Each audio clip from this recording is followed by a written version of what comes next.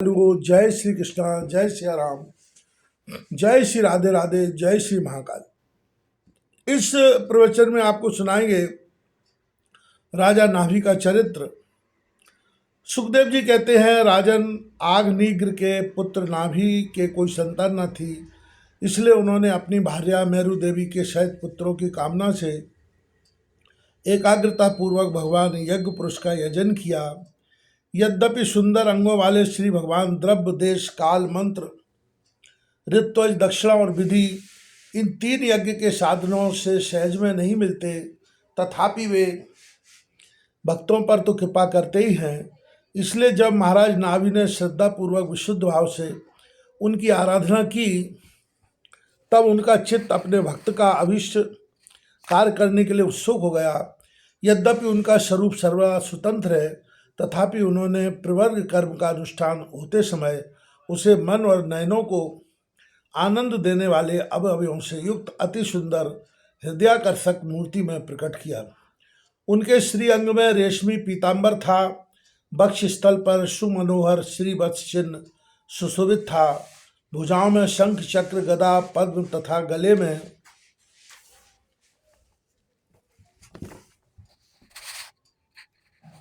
बनमाला और कौस्तुभ मणि की शोभा थी। संपूर्ण शरीर और अंग प्रत्यंग की कांति को बढ़ाने वाले किरण जाल मंडित मणिमय मुकुट, कुंडल, कंकण, करधनी, हार, बाजूबंद और नूपुर आदि आभूषणों से विभूषित था। ऐसे परम तेजस्वी चतुर्भुज मूर्ति पुरुष विशेष को प्रकट हुआ देख ऋत्विज, सदस्य और यजमान आदि सभी लोग ऐसे आह्लादित हुए जैसे निर्धन पुरुष अपार धनराशि पाकर फूला नहीं समाता। फिर सभी ने सिर झुकाकर अत्यंत आदरपूर्वक प्रभु की अर्ध द्वारा पूजा की और ऋत्विजों ने उनकी स्तुति की। ऋत्विजों ने कहा, पूज्यतम, हम आपके अनुगत भक्त हैं, आप हमारे पुनः पुनः पूजनीय हैं, किंतु हम आपकी पूजा करना क्या जाने, हम तो बार बार आपको नमस्कार करते हैं, इतना ही हमें महापुरुषों ने सिखाया है।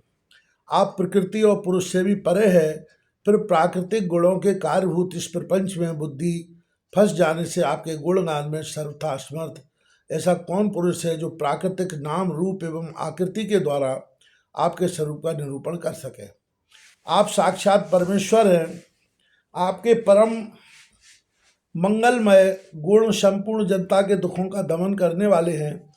यदि कोई उन्हें वर्णन करने का साहस भी करेगा तो केवल उनके एक देश का ही वर्णन कर सकेगा, किंतु प्रभु, यदि आपके भक्त प्रेम गदगद वाणी से स्तुति करते हुए सामान्य जल, विशुद्ध पल्लव, तुलसी और दूब के अंकुर आदि सामग्री से ही आपकी पूजा करते हैं, तो भी आप सब प्रकार संतुष्ट हो जाते हैं। हमें तो अनुराग के सिवाय इस द्रव्य कालादि अनेकों अंग वाले यज्ञ से भी आपका कोई प्रयोजन नहीं दिखलाई देता, क्योंकि आपसे स्वतः ही क्षण क्षण में जो संपूर्ण पुरुषार्थों का फलस्वरूप परमानंद स्वभावता ही निरंतर प्रादुर्भूत होता रहता है, आप साक्षात उसके स्वरूप ही है। इस प्रकार यद्यपि आपको इन यज्ञादि से कोई प्रयोजन नहीं है, तथापि अनेक प्रकार की कामनाओं की सिद्धि चाहने वाले हम लोगों के लिए तो मनोरथ सिद्धि का पर्याप्त साधन यही होना चाहिए। आप ब्रह्मादि परम पुरुषों की अपेक्षा भी परम श्रेष्ठ है। हम तो यह भी नहीं जानते कि हमारा परम कल्याण किसमें है, और न हमसे आपकी यथोचित पूजा ही बनी है। तथापि जिस प्रकार तत्वज्ञ पुरुष बिना बुलाए भी केवल करुणामय सज्ञानी पुरुषों के पास चले जाते हैं, उसी प्रकार आप भी हमें मोह संज्ञक अपना परम पद और हमारी अभीष्ट वस्तुएं प्रदान करने के लिए अन्य साधारण यज्ञ दर्शकों के समान यहाँ प्रकट हुए। पूज्यतम, हमें सबसे बड़ा वर तो आपने यही दे दिया कि ब्रह्मादि समस्त वरदायकों में श्रेष्ठ होकर भी आप राजर्षि नाभि की इस यज्ञशाला में साक्षात हमारे नेत्रों के सामने प्रकट हो गए। अब हम और वर क्या मांगें। प्रभु, आपके गुणगणों का गान परम मंगलमय है।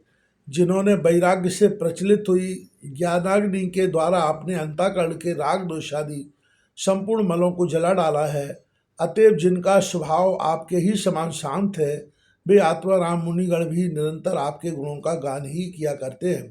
अतः हम आपसे यही वर मांगते हैं कि गिरने, ठोकर खाने, चीखने अथवा जमाई लेने और संकट आदि के समय एवं ज्वर और मरण आदि की अवस्थाओं में आपका स्मरण न हो सकने पर भी किसी प्रकार आपके सकल कलिमल विनाशक भक्तवत्सल दीनबंधु आदि गुण द्योतक नामों का हम उच्चारण कर सके। इसके सिवा कहने योग्य न होने पर भी एक प्रार्थना और है। आप साक्षात परमेश्वर हैं। स्वर्ग अपवर्ग आदि ऐसी कोई वस्तु नहीं है जिसे आप न दे सके। तथापि जैसे कोई कंगाल किसी धन लुटाने वाले परम उदार पुरुष के पास पहुंचकर भी उससे भूषा ही मांगे, उसी प्रकार हमारे यजमान ये राजर्षि नाभि संतान को ही परम पुरुषार्थ मानकर आपके ही समान पुत्र पाने के लिए आपकी आराधना कर रहे हैं। यह कोई आश्चर्य की बात नहीं है। आपकी माया का पार कोई नहीं पा सकता और न वह किसी के बस में आ ही सकती है। जिन लोगों ने महापुरुषों के चरणों का आश्रय नहीं लिया, उनमें ऐसा कौन है जो उसके बस में नहीं होता, उसकी बुद्धि पर उसका पर्दा नहीं पड़ जाता और विषय रूप विष का वेग उसके स्वभाव को दूषित नहीं कर देता। देवदेव, आप भक्तों के बड़े बड़े काम कर देते हैं। हम मंदमतियों ने कामना बस इस तुच्छ कार्य के लिए आपका आह्वान किया, यह आपका अनादर ही है, किंतु आप समदर्शी हैं, अतः हम अज्ञानियों का इस धृष्टता को आप क्षमा करें। श्री सुखदेव जी कहते हैं, राजन, वर्षाधिपति नाभि के पूज्य ऋतुजनों ने प्रभु के चरणों की वंदना करके जब पूर्वोक्त स्तोत्र से स्तुति की, तब देवश्रेष्ठ श्री हरि ने करुणावश इस प्रकार कहा। श्री भगवान ने कहा, ऋषियों, बड़े असमंजस की बात है। आप सब सत्यवादी महात्मा हैं। आपने मुझसे यह बड़ा दुर्लभ वर मांगा है कि राजर्षि नाभि के मेरे समान पुत्र हो। मुनियों, मेरे समान तो मैं ही हूँ, क्योंकि मैं अद्वितीय हूँ, तो भी विप्रों का वचन मिथ्या नहीं होना चाहिए। दुजकुल मेरा ही तो मुख है, इसलिए मैं स्वयं ही अपनी अंश कला से आग्नेय नंदन नाभि के यहाँ अवतार लूँगा, क्योंकि अपने समान मुझे कोई और दिखाई नहीं देता। श्री सुखदेव जी कहते हैं, महारानी मेरु देवी के सुनते हुए उसके पति से इस प्रकार कहकर भगवान अंतर्ध्यान हो गए।